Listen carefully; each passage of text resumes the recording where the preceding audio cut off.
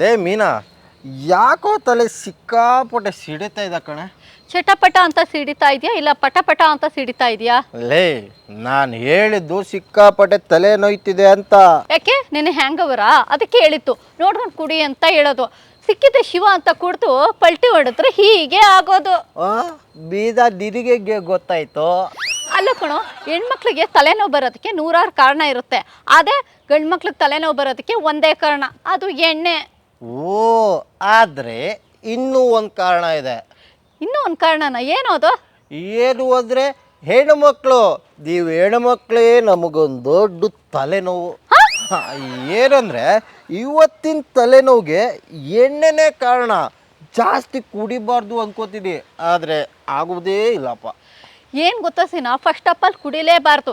ಈ ಎಂಡ ಸಾರಾಯಿ ಎಲ್ಲ ಆರೋಗ್ಯಕ್ಕೆ ಹಾನಿಕರ. ಯಪ್ಪ, ನಾನು ಬಚಾವಾದೆ. ಬಚಾವಾದ? ಹೇಗೆ? ಯಾಕೆಂದ್ರೆ ನಾನು ಎಂಡ ಸಾರಾಯಿ ಇವೆಲ್ಲ ಕುಡಿಯೋದೇ ಇಲ್ಲ. ಹೆಂಗೆ ನಾವು? ಅಯ್ಯ ಥೂ ನಿನ್ನ. ಅಲ್ಲ ಕಣೋ, ಅಳಿಯ ಅಲ್ಲ ಮಗಳ ಗಂಡ ಅನ್ನಂಗಾಯ್ತು. ಚುಪ್, ಇನ್ನು ನೀನು ಜಾಸ್ತಿ ಮಾತಾಡೋಕೆ ಹೋಗ್ಬೇಡ, ನಾನು ಕೇಳಿಸ್ಕೊಳ್ಳಲ್ಲ. ಫಸ್ಟು ಕುಡಿಯೋದನ್ನ ನಿಲ್ಲಿಸು. ಏನು ಮಾಡ್ತೀಯಾ? ಕ್ವಾರ್ಟ್ರಿಂದ ಸ್ಟಾರ್ಟ್ ಮಾಡ್ತೀನಿ, ಹೋಗ್ತಾ ಹೋಗ್ತಾ ಹೋಗ್ತಾ ಫುಲ್ ಬಾಟ್ಲೇ ಖಾಲಿ ಆಗಿಬಿಡುತ್ತೆ. ಖಾಲಿ ಬಾಟ್ಲು ಗ್ಲಾಸು ನೋಡಿದಾಗ ಮನಸ್ಸಿಗೆ ಸಿಕ್ಕಾಪಟ್ಟೆ ಬೇಜಾರಾಗುತ್ತೆ ಮೀನಾ. ಅಲ್ಲ ಕಣೋ, ಬಾಟ್ಲು ಜೊತೆಗೆ ಗ್ಲಾಸ್ ಖಾಲಿ ಆದರೆ ನಿನಗೆ ಯಾಕೋ ಬೇಜಾರು? ಮೀನಾ, ಮೇಕಪ್ ಕಿಟ್ಟಲ್ಲಿ ಮೇಕಪ್ ಖಾಲಿ ಆದರೆ ನಿಂಗೆ ಹೊಟ್ಟೆ ಉರಿ ಅಲ್ವಾ? ಅಯ್ಯೋ, ಉರಿಯುತ್ತೆ ಅಂತ್ಯಾ? ಸಂಕಟ ಆಗುತ್ತೆ ಕಣೋ. ಅಲ್ವಾ? Same as it is. ಬಾಟ್ಲಲ್ಲಿ ಮತ್ತು ಗ್ಲಾಸಲ್ಲಿ ಎಣ್ಣೆ ಇಲ್ಲದ್ರೆ ನನಗೂ ಸಂಕಟ ಆಗ್ಬಿಡುತ್ತೆ. ಅಯ್ಯೋ, ನಿನ್ನ ಕತೆ ಕೇಳಿ ನನಗೆ ತಲೆನೋವು ಬಂತಪ್ಪ. ಕರೆಕ್ಟ್, ಇಬ್ರಿಗೂ ತಲೆನೋವು ಬಂದಿದೆ.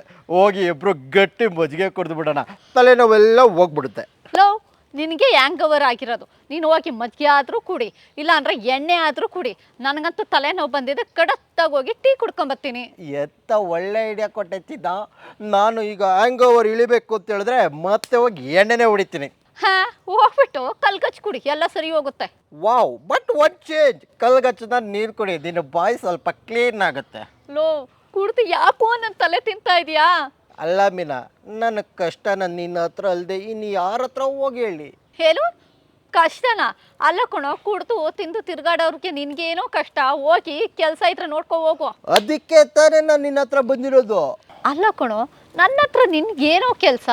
ನನಗೆ ಅನ್ಯಾಯ ಆಗಿದೆ, ಅದಕ್ಕೆ ನೀನೇ ನಂಗೆ ನ್ಯಾಯ ಕೊಡಿಸ್ಬೇಕು. ಏನು? ಕುಡಿಯುವಾಗ ಉಪ್ಪಿನಕಾಯಿ ಕೊಡ್ಲಿಲ್ವಾ?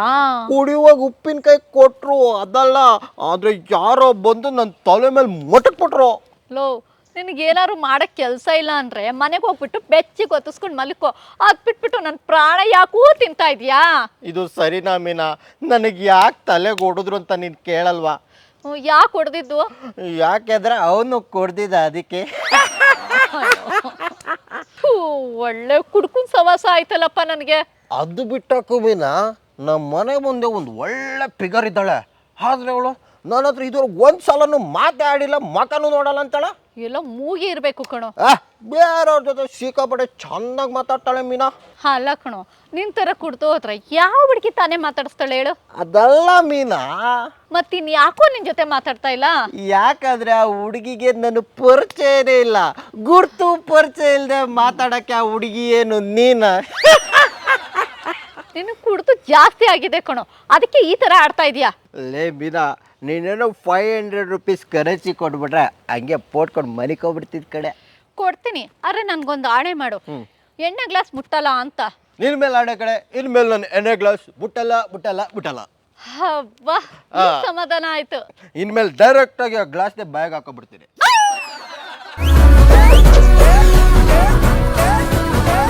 ಖಿಲಾಡಿ ಜೋಡಿ.